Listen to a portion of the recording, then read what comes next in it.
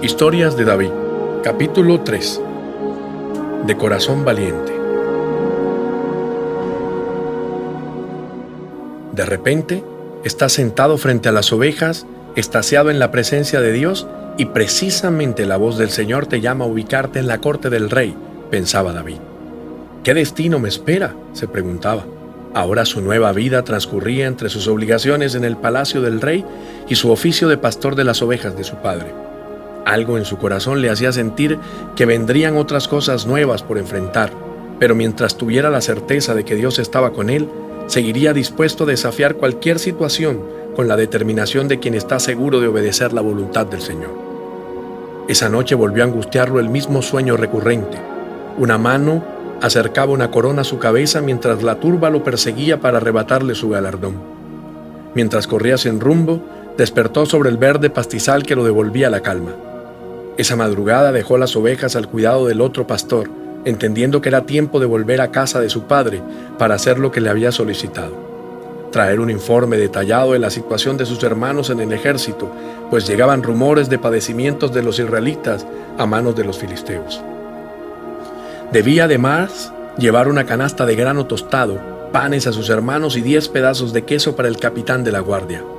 Seguía sin entender nada, mucho menos que después de la unción como futuro rey de Israel, sus primeras acciones se limitarían a obedecer a otros, aunque no tenía ningún problema con eso. Emprendió el camino al encuentro con sus hermanos, que sin saberlo estaban sumergidos en el temor a pelear a causa de un gigante filisteo. De un simple mandado que debió hacer, y lo hizo en forma obediente, salió la oportunidad de ser amado y reconocido por el pueblo de Israel. El obedecer ante una tarea asignada lo llevaría a obtener autoridad como hombre de guerra y respeto frente a tropas, la primera señal de éxito de todo rey. Allí habría de entender que el obedecer sin esperar nada a cambio trae beneficios, pues David no estaba esperando que lo premiaran por llevar trigo tostado a sus hermanos ni queso al capitán de la guardia. Él simplemente obedeció. Ya en su corazón estaba registrado un cántico en el que podía manifestar: el Señor cuida el sendero de los justos, pero la senda de los malos lleva a la destrucción. Alcanzó a llegar temprano, cuando recién el ejército formaba frente a su adversario. Le faltaban unos cientos de metros cuando a lo lejos escuchó los gritos desafiantes de alguien y la risa colectiva de los filisteos que se mofaban del temor de los soldados israelitas.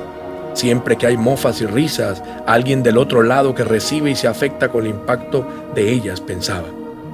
Cuando llegó, advirtió en el rostro de sus hermanos Eliab, Abinadab, Simea y otros soldados los estragos del miedo que los había minimizado por completo, mientras que Goliat no solo se había crecido en estatura, sino en su capacidad de controlarlos a través de los gritos y las burlas que mañana tras mañana, durante 40 días, habían minado su identidad de soldado de Dios de los ejércitos celestiales. 4 semanas bastaron para que ellos comenzaran a ceder ante las pretensiones de un necio charlatán que se aprovechaba de su gigantismo para amedrentar. ¿Ya vieron al gigante?, preguntaban los soldados. Sale cada día a desafiar a Israel. Había decidido privilegiar el miedo por su enemigo en lugar de reconocer que había un Dios que pelearía por ellos y les daría la victoria. David se acercó a sus hermanos para ver qué era lo que sucedía. Más que preguntas, quería hacerlos entrar en razón.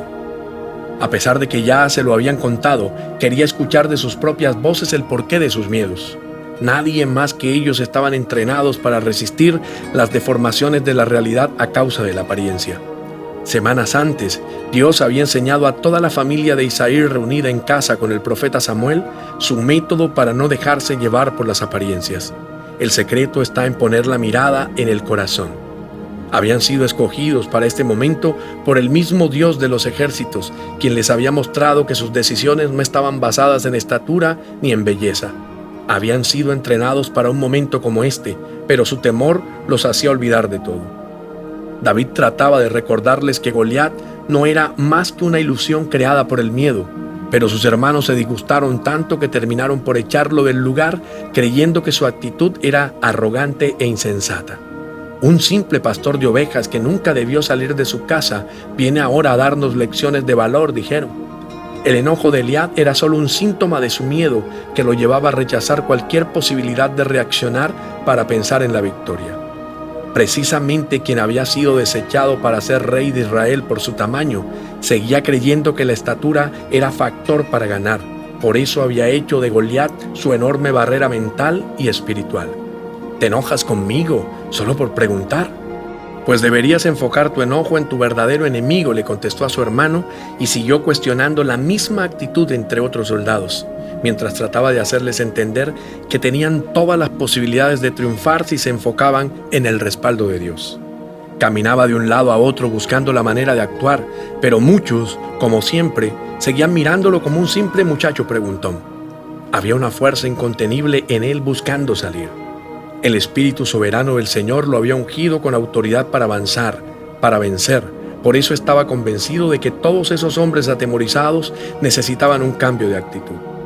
Su persistencia consiguió que lo condujeran a la presencia del rey Saúl para hacerle conocer su decisión de pelear con el gigante. Anhelaba con tantas ganas acabar con el bravucón que profería necedades para amedrentar a sus hermanos. Tenía claridad que había sido llamado para llevar la autoridad de Dios a donde fuera necesario. Su sangre y su espíritu se habían encendido. Nada podía detener su determinación de combatir. Quizás por eso Saúl, después de haberlo menospreciado y ridiculizado, entendió que había en el muchacho algo grande por descubrir. Algún poder en su corazón determinado a la victoria que era superior a la experiencia de guerra y al tamaño del grandulón. Ahora tenía vía libre para combatir. Era el único que se había atrevido a enfrentar a Goliat en medio de tantos guerreros experimentados que ahora se atrincheraban en su miedo e incredulidad. Le pusieron la armadura de Saúl, un casco de bronce y una cota de malla. Mientras trataba de caminar, muchos se mofaban de la actitud incómoda de David, pues nunca se había medido una prenda como esas, y menos las del rey, que lo doblaba en tamaño. Bajo una lluvia de burlas, el muchacho permanecía inmune a ellas. Estaba tan convencido de lo que tenía que hacer que la visión de triunfo que Dios le había entregado jamás la acabaría una chanza, mucho menos una crítica. Sabía que en la obediencia obtendría su galardón. Su fe en lo que Dios iba a hacer a través de él era intocable, fuerte, aguerrida, muy decidida a pesar de que lo subestimaban. Esto sorprendía a Saúl.